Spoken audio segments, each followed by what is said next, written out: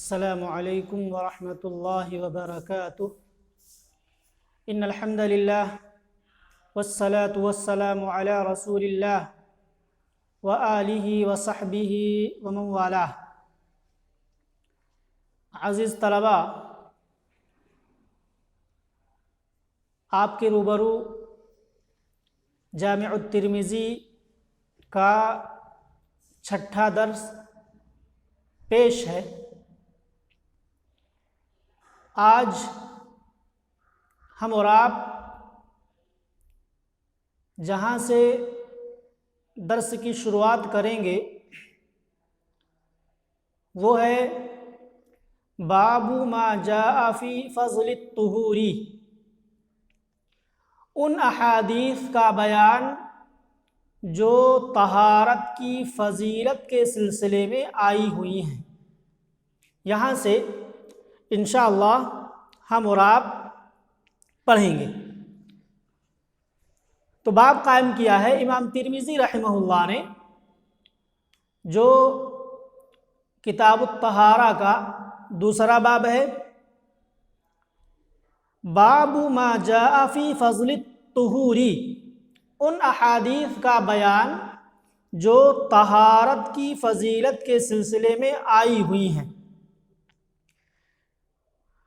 طہور پر اس سے پہلے گفتگو ہو چکی ہے کہ طہور طا کے ضمہ کے ساتھ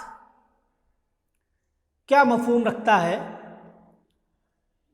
تو اس سلسلے میں اکثر اہل لغت کی بات آپ کے سامنے بیان کی گئی تھی کہ اکثر اہل لغت کا کہنا ہے کہ جب طا کے ضمہ کے ساتھ پڑھا جائے تو اس سے فعل مراد ہوتا ہے۔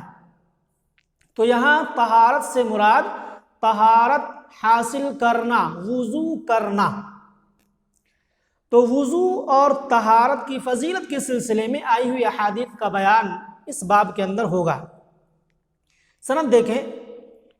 قال حدثنا اسحاق بن موسى الانصاری قال حدثنا معن بن عیسى القزاز قال حدثنا مالک أي مالك بن أنس وقال حدثنا قتيبة عن مالك عن سهيل بن أبي صالح عن أبي هريرة قال قال رسول الله صلى الله عليه وسلم إذا توضأ العبد المسلم أو المؤمن فغسل وجهه خرجت من وجهه كل خطيئة نظر إليها بعينيه مع الماء أو مع آخر قطر الماء أو نحو هذا، وإذا غسل يديه خرجت من يديه كل خطيئة بتشتها يداه مع الماء أو مع آخر قطر الماء حتی یخرج نقیا من الذنوب۔ یہ پوری سند اور متن آپ کے سامنے پڑھی گئی ہے۔ آئیے سب سے پہلے سند پر گفتگو کرتے ہیں۔ امام ترمذی رحمہ اللہ کے استاذ یہاں پر ہیں اسحاق بن موسیٰ الانصاری۔ اسحاق بن موسیٰ الانصاری یہ کون ہے؟ نام کیا ہے؟ تو اسحاق نام ہے اور والد کا نام موسیٰ ہے اور انصاری نسبت ہے۔ اسحاق بن موسیٰ الانصاری الخوتامی المدینی الفقیہ الحافظ۔ آپ فقہ ہیں، کنیت آپ کی ابو موسیٰ ہے، کنیت بھی آپ کی کیا ہے؟ ابو موسیٰ۔ آپ نیساپور کے قاضی تھے۔ آپ نے سفیان بن عیینہ اور عبد السلام بن حرب، معن بن عیسیٰ وغیرہ سے حدیثیں سنی ہیں۔ آپ ائمہ حدیث یعنی محدثین میں سے ہیں، صاحب سنت ہیں، اور امام ابو حاتم نے آپ کا ذکر کیا ہے تو آپ کی تعریف میں بہت ہی لمبی گفتگو کی ہے۔ اسی طریقے سے امام نسائی نے آپ کو ثقہ کہا ہے، اور آپ سے امام مسلم، امام ترمذی، امام نسائی اور دوسرے لوگوں نے حدیثیں روایت کی ہیں، یعنی آپ کے شاگردان ہیں۔ اور آپ کی وفات سن 244 ہجری میں ہوئی ہے، سنۃ 44 و 200، 244 ہجری میں ہوئی ہے۔ تذکرۃ الحفاظ کے اندر یہ بات بیان کی گئی ہے۔ اسی طریقے سے تقریب کے اندر تقریب التہذیب، جو کہ حافظ ابن حجر رحمہ اللہ کی مایہ ناز کتاب ہے، اس میں حافظ ابن حجر رحمہ اللہ نے آپ کو ثقہ متقن کہا ہے، آپ کو ثقہ متقن کہا ہے۔ یہاں پر ایک بات میں آپ کو بتا دوں کہ جامع ترمذی کی تدریس کے دوران کچھ کتابوں کے نام بار بار آئیں گے، ان کے مؤلفین کا نام بھی اگر آپ جان لیتے ہیں تو بہت ہی بہتر ہوگا، تاکہ کتاب کی طرف رجوع کرنا آپ کے لیے آسانی ہو جائے۔ تو سب سے پہلے تقریب التہذیب، تقریب التہذیب یہ کتاب کا نام ہے، جو جرح و تعدیل میں لکھی گئی ہے، اور اس کی تالیف حافظ ابن حجر رحمہ اللہ نے کی ہے۔ اسی طریقے سے تہذیب التہذیب یہ بھی حافظ ابن حجر رحمہ اللہ ہی کی کتاب ہے۔ اسی طریقے سے تذکرۃ الحفاظ، تذکرۃ الحفاظ یہ شمس الدین الذہبی کی کتاب ہے، جو امام ذہبی کے نام سے جانے جاتے ہیں۔ اسی طریقے سے میزان الاعتدال، اس کے مؤلف بھی امام ذہبی رحمہ اللہ ہیں، اور ایک کتاب تحفۃ الاشراف، تحفۃ الاشراف یہ امام مزی رحمہ اللہ کی کتاب ہے۔ تو یہ کتابیں بہت ہی اہم ہیں جرح و تعدیل کے سلسلے میں۔ اگر یہ کتابیں آپ کو دستیاب ہو جائیں تو ان کتابوں کی طرف رجوع کریں اور ان کتابوں سے استفادہ کریں۔ تو یہ بات میں نے بیچ میں بتلا دی تاکہ آپ کے لیے آسانی ہو جائے۔ تو امام ترمذی رحمہ اللہ کے استاذ اسحاق بن موسیٰ انصاری کے بارے میں آپ نے جانا۔ ایک بات اور بھی جانیں، وہ بات امام ذہبی رحمہ اللہ نے میزان الاعتدال میں بیان کی ہے، وہ یہ کہ جب امام ترمذی رحمہ اللہ کہیں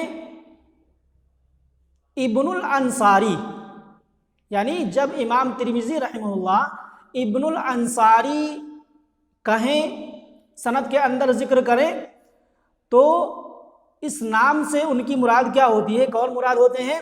اسحاق بن موسیٰ الانصاری، یہی اسحاق بن موسیٰ الانصاری جو کہ امام ترمذی کے استاذ ہیں، شیخ ہیں۔ لیکن شارح ترمذی عبد الرحمن المبارک پوری رحمہ اللہ نے کہا کہ بات صحیح ہے، جس طریقے سے امام ذہبی رحمہ اللہ نے کہی ہے بات وہی ہے، لیکن امام ترمذی رحمہ اللہ یہ ابن الانصاری نہیں کہتے، بلکہ صرف انصاری کہتے ہیں۔ قال حدثنا الانصاری، ابن الانصاری نہیں کہتے۔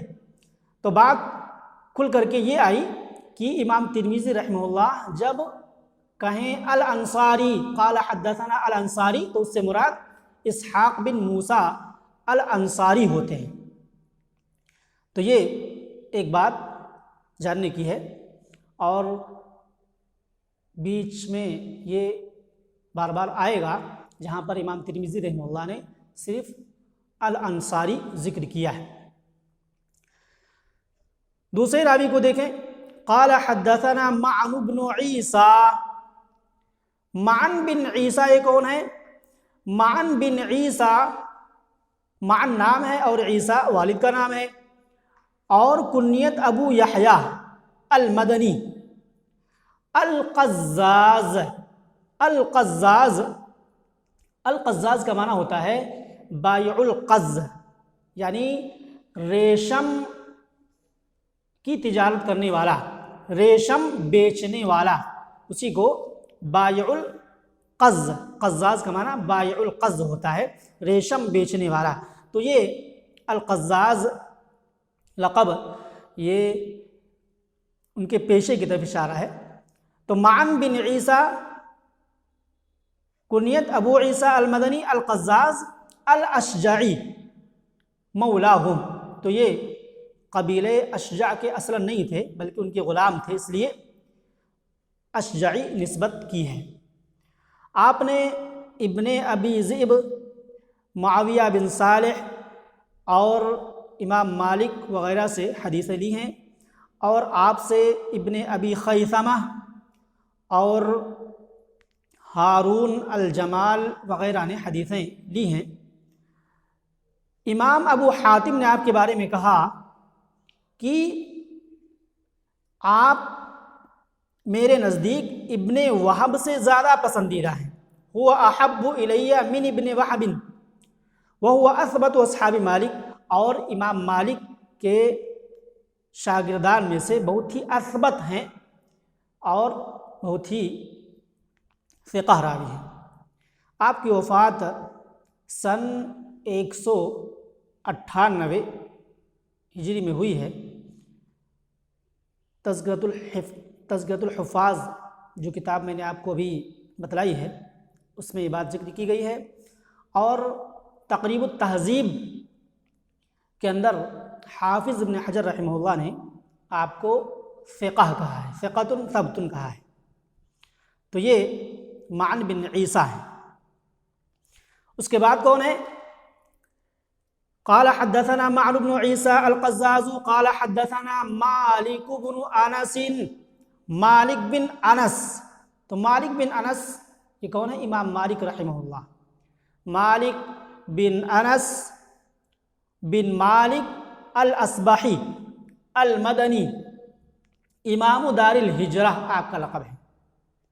ہجرت کے گھر کے امام، یعنی مدینہ کے آپ امام تھے. آپ کی پیدائش سن 93 ہجری میں ہوئی اور وفات سن 179 میں آپ کی وفات ہوئی ہے. آپ فقیہ محدث تھے اور آپ کی کتاب المؤطا حدیث کی کتابوں میں بہت ہی مشہور ہے. تو یہ امام مالک رحمہ اللہ ہیں، مالک بن انس. اس کے بعد وحدثنا قال وحدثنا قتیبہ بن سعید کے بارے میں آ چکا ہے. عن مالک، مالک کے بارے میں، امام مالک کے بارے میں بھی ابھی بات ہوئی. عن سہیل بن ابی صالح، عن سہیل بن ابی صالح. سہیل بن ابی صالح کون ہے؟ سہیل بن ابی صالح المدنی صدوق راوی ہیں.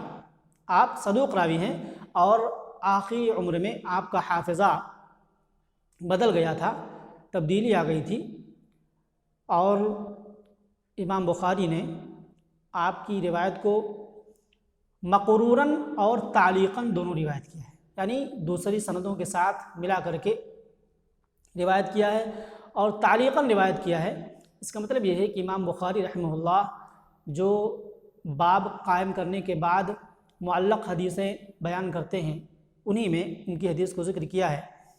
اور آپ کی وفات منصور کی خلافت میں ہوئی ہے. تقریب التہذیب میں یہ بات لکھی ہوئی ہے. اور یہ بات بھی کہی گئی ہے کہ آپ نے، یعنی آپ سے سہیل بن ابی صالح سے امام مالک رحمہ اللہ نے حافظے کی تبدیلی سے پہلے حدیث لی ہے. یہ اپنے والد سے روایت کرتے ہیں. عن سہیل ابن ابی صالح، یہ اپنے والد سے روایت کرتے ہیں. تو ان کے والد کون ہیں؟ ابو صالح. ابو صالح جن کا نام کیا تھا؟ زکوان. جن کا نام زکوان تھا. جیسا کہ امام ترمذی رحمہ اللہ نے اس باب کے اندر لاسٹ میں صراحت بھی کی ہے. حافظ ابن حجر رحمہ اللہ نے تقریب التہذیب میں کہا کہ زکوان ان کی کنیت ابو صالح السمان الزیات. سمان کا معنی ہوتا ہے گھی بیچنے والا، سمن سے، اور زیات یہ زیتون سے ہے جس کا معنی ہوتا ہے تیل. زیات تیل بیچنے والا، تیل کا کاروبار کرنے والا. تو السمان الزیات المدنی یہ ثقہ راوی ہیں، اور آپ کوفہ سے تیل اور گھی لے کر کے آتے تھے اور تجارت کیا کرتے تھے. آپ کی وفات سن 101 ہجری میں ہوئی ہے. تو یہ ان کے والد ابو صالح ہیں سہیل کے. عن ابی ہریرہ، عن ابی ہریرہ، حضرت ابو ہریرہ رضی اللہ تعالیٰ عنہ سے روایت کرتے ہیں. اور حضرت ابو ہریرہ کے بارے میں آپ پہلے جان چکے ہیں، اس لیے کہ ابو ہریرہ کی بہت ساری حدیثیں آپ کے سامنے آ چکی ہیں. تو حضرت ابو ہریرہ کے نام کے تعلق سے بھی بہت زبردست اختلاف ہے، جیسا کہ اس سند کے بعد لاسٹ میں امام ترمذی رحمہ اللہ نے بھی اشارہ کیا ہے کہ نام میں اختلاف ہے. انشاءاللہ وہاں پر اشارہ کریں گے. تو یہ سند پر گفتگو چل رہی تھی. حضرت ابو ہریرہ کے نام کے سلسلے میں اختلاف ہے. آئیے وہ بھی دیکھ لیتے ہیں. کیا کہا امام ترمذی رحمہ اللہ نے؟ وَأَبُو هُرَيْرَةَ اختلافوا فی اسمہ. حضرت ابو ہریرہ کے نام کے سلسلے میں اختلاف کیا ہے. کیا اختلاف کیا گیا ہے؟ تو کہا گیا ہے کہ ان کا نام عبد الشمس، وقال عبداللہ بن عمر، وہکذا قال محمد بن اسماعیل، اور یہی بات محمد بن اسماعیل بخاری نے کہی ہے. وہذا الاصح، کہا کہ یہ سب سے صحیح ہے. حافظ بن حجر رحمہ اللہ نے تقریب التہذیب میں کیا کہا کہ ابو ہریرہ الدوسی الصحابی الجلیل، کہا کہ ان کے نام کے سلسلے میں اختلاف کیا گیا ہے، اور اسی طریقے سے ان کے والد کے نام کے سلسلے میں بھی اختلاف کیا گیا ہے. تو کہا گیا ہے کہ عبد الرحمن بن صخر ایک قول ہے، اور دوسرے قول کے مطابق ابن غنم، یعنی عبد الرحمن بن ابن غنم. یہاں تک کہ 19 اقوال ان کے نام کے اختلاف کے سلسلے میں بیان کیے گئے ہیں. لیکن اس سلسلے میں بھی اختلاف ہے کہ ان میں سب سے راجح کون ہے.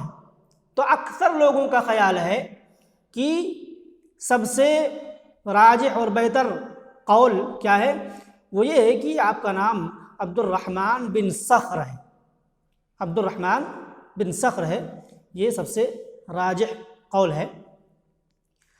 اور آپ کی وفات کے سلسلے میں بھی اختلاف ہے کہ آپ کی وفات کس سن میں ہوئی. تو بعض قول سے پتہ چلتا ہے کہ سن 57 میں ہوئی، بعض کے نزدیک ہے کہ 58 میں ہوئی، اور بعض کہتے ہیں کہ سن 59 میں ہوئی ہے. آپ سے تقریباً 800 لوگوں نے یعنی حدیثیں روایت کی ہیں. 800 لوگوں نے آپ سے حدیثیں روایت کی ہیں، اور آپ کی مرویات سب سے زیادہ ہیں، جیسا کہ آپ کو معلوم ہے کہ 5374 حدیثیں آپ روایت کرتے ہیں. آپ کو ابو ہریرہ کہا جاتا ہے. تو یہ سند پر گفتگو ہوئی. متن دیکھتے ہیں. اللہ کے رسول نے کیا فرمایا؟ اذا توضأ العبد المسلم او المؤمن فغسل وجهه خرجت من وجهه كل خطيئة نظر إليها بعينيه مع الماء او مع آخر قطر الماء او نحو هذا. حضرت ابو ہریرہ رضی اللہ تعالی عنہ کیا کہتے ہیں کہتے ہیں کہ اللہ کے رسول صلی اللہ علیہ وسلم نے فرمایا، کیا فرمایا؟ اذا توضأ العبد المسلم او المؤمن، جب مسلمان بندہ یا مومن بندہ وضو کرتا ہے، تو یہ او کا جو لفظ ہے بیچ میں، المسلم او المؤمن، تو یہ حضرت ابو ہریرہ جو راوی حدیث ہیں ان کو شک ہے، اس بنا پر او لگا کر کے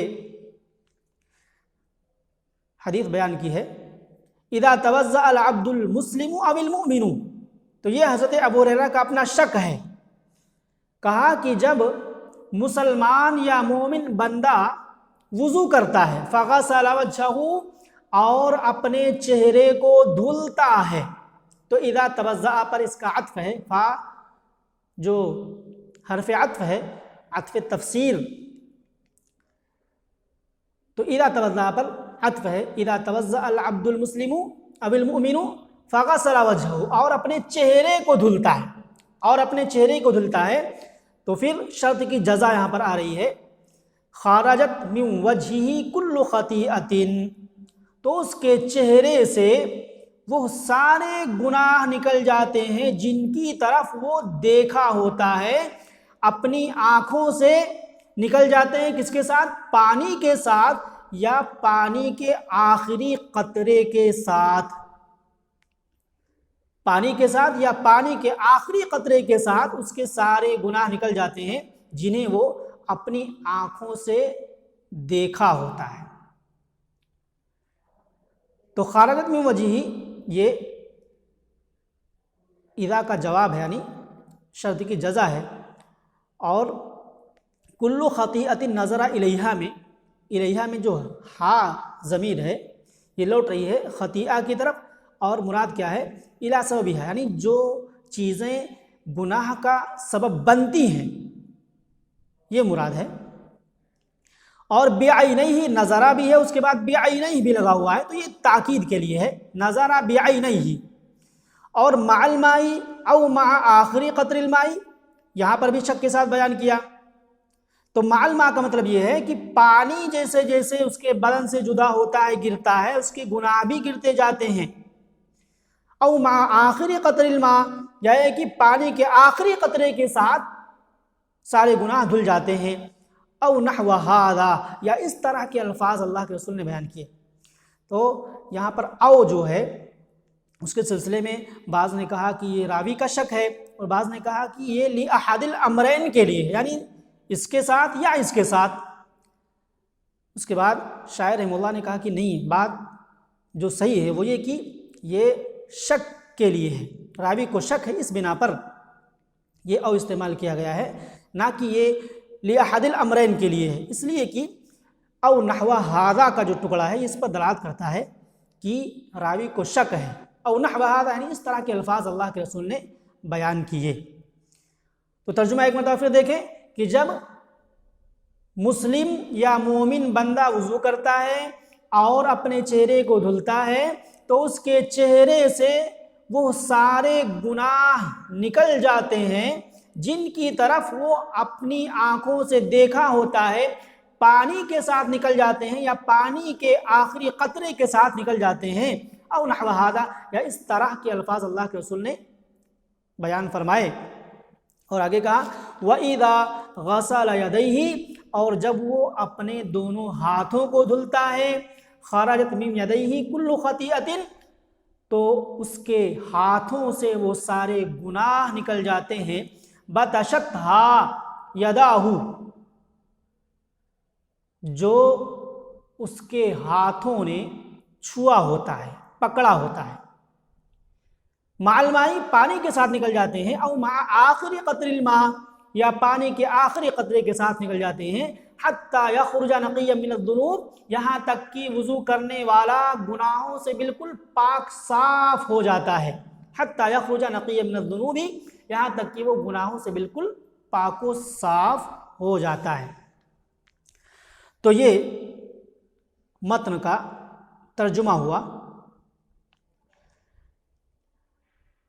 ایک بات یہ کہی گئی کہ خروج کی جو بات یہاں پر کہی گئی ہے کہ نکل جاتے ہیں، تو یہ غفران سے کنایا ہے۔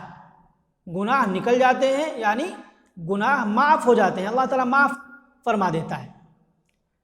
تو یہ استعارہ ہے، مجازی معنی میں ہے، لیکن شارح ترمذی عبدالرحمن المعرفی رحمہ اللہ نے کہا کہ اسے حقیقت پر محمول کرنا یہی زیادہ ظاہر بات ہے، حقیقت پر محمول کیا جائے، اس لیے کہ گناہ کا اثر ہوتا ہے، جیسا کہ حدیث میں ہے کہ دل پر پڑتا ہے اور پھر اس کے بعد وہ نقطہ چھٹ بھی جاتا ہے، جیسا کہ حدیث موجود ہے کہ جب کوئی بندہ گناہ کا کام کرتا ہے تو دل پر سیاہ نقطہ پڑ جاتا ہے، پھر اس کے بعد اگر وہ اس سے باز آ جاتا ہے، توبہ کر لیتا ہے، تو پھر وہ چھٹتا چلا جاتا ہے۔ تو حقیقت پر معمول کیا جائے یہی ظاہر اور بہتر ہے۔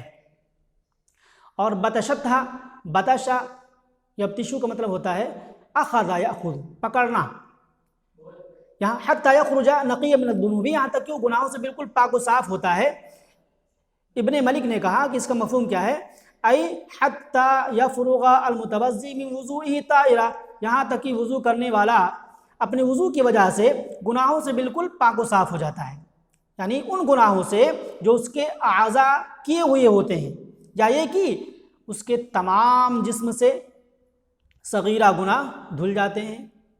اور یہ بھی کہا گیا ہے حتی یخرج المتوضی الی الصلاۃ طاہرا من الذنوب، یہاں تک کہ وضو کرنے والا نماز کی طرف طاہر، پاک و صاف، گناہوں سے پاک و صاف ہو کر کے نکلتا ہے۔ تو یہ مفہوم بیان کیا گیا ہے، اور یہ بات بھی کہی گئی ہے کہ اس حدیث کے اندر چونکہ اختصار ہے، لمبی حدیث اسی مفہوم کی بیان کی گئی، جس میں اور بھی وضو، اعضائے وضو کا تذکرہ ہے۔ اس میں کیا ہے، اذا توضأ العبد المؤمن فمضمض خرجت خطایا من فیہ واذا انتثر خرجت خطایا من انفہ واذا غسل وجهه خرجت خطایا من وجهه حتى تخرج من تحت اظفار عینیہ فاذا غسل یدیہ خرجت الخطایا من یدیہ حتى تخرج من تحت اظفارہ فاذا مسح برأسه خرجت الخطایا من رأسه حتى تخرج من اذنیہ فاذا غسل رجلیہ خرجت الخطایا من رجلیہ حتى تخرج من اظفار رجلیہ ثم كان مشيه الى المسجد وصلاته نافلۃ له، یعنی اور بھی اعضاء کا تذکرہ ہے۔ اس کا مطلب یہ ہے کہ جب بندہ مکمل وضو کر لیتا ہے، وضو کر کے بالکل فارغ ہو جاتا ہے، تب اس کے گناہ بالکل ختم ہو جاتے ہیں اور وہ بالکل پاک و صاف ہو کر کے نکلتا ہے۔ یہ اس حدیث کا مفہوم ہے۔ تو اس حدیث کے اندر وضو کی فضیلت بیان کی گئی ہے کہ وضو کرنے سے انسان کے اعضائے وضو کے ذریعے سے جو گناہ صادر ہوتے ہیں وہ گناہ نکل جاتے ہیں، اور پانی کے ساتھ یا پانی کے آخری قطرے کے ساتھ وہ سارے گناہ ختم ہو جاتے ہیں۔ تو یہ حدیث کا مفہوم ہے، اور اس سے بات معلوم ہوتی ہے کہ وضو کی فضیلت ہے، اس لیے وضو میں ہمیں اعضائے وضو کو بہت ہی اچھے طریقے سے دھلنا چاہیے۔ تو یہ سند پر اور متن پر گفتگو ہوئی، انشاءاللہ باقی باتیں جو اس حدیث کے تعلق سے ہیں آئندہ درس میں بیان کریں گے۔ اللہ تعالیٰ سے دعا ہے کہ اللہ رب العالمین ہمیں حدیث کو سمجھنے اور سمجھ کر کے اپنے عمل میں لانے کی توفیق عطا فرمائے۔ ھذا وباللہ التوفیق، والسلام علیکم ورحمۃ اللہ وبرکاتہ۔